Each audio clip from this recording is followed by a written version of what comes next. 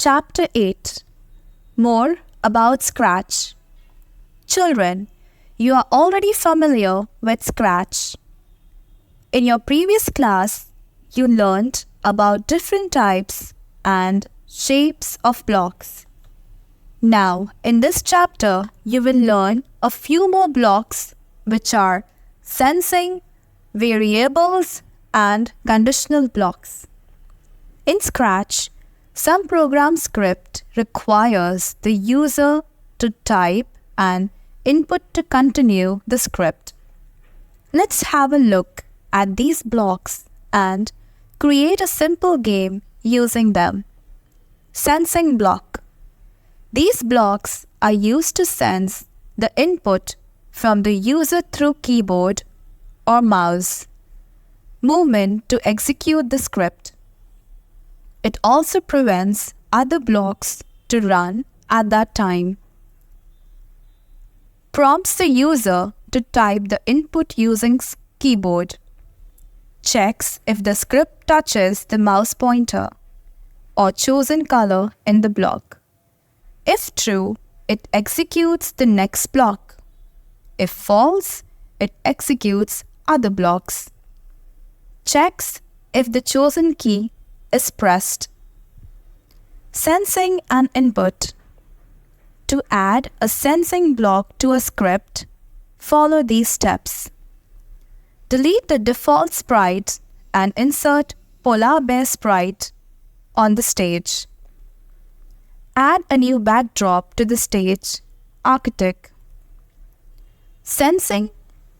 Click on Sensing Blocks category and drag the hours block to the coding area.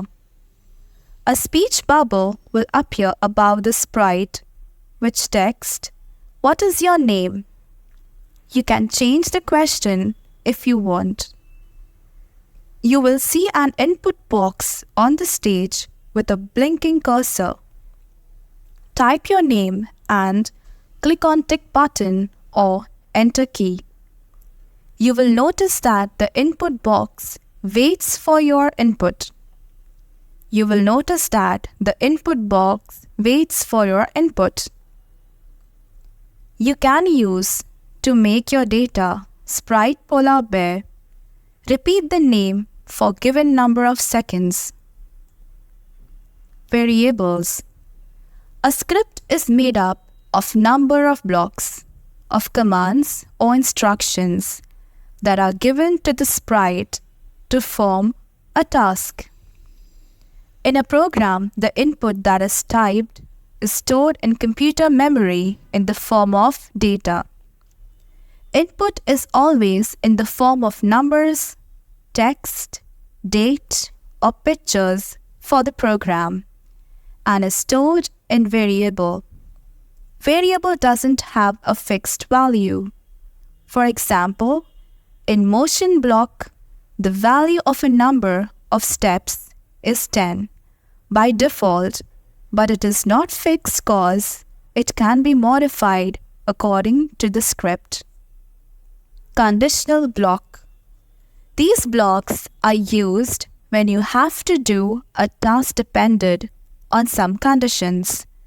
For example, you want to eat an apple. Then there are two conditions. When you go to the kitchen, you will first check if there are apples. If there are, then you will eat it. 2. If there are not, you will eat some other fruit.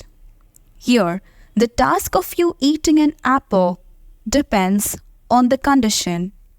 The availability of apple in the kitchen. In such situations, you will use conditional blocks. They are of two types: if-then block, if-then, else block.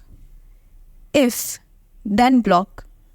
If condition is true, the blocks inside will run. If condition is false, the blocks inside will not run. If, then else block. If condition is true, the blocks inside will run.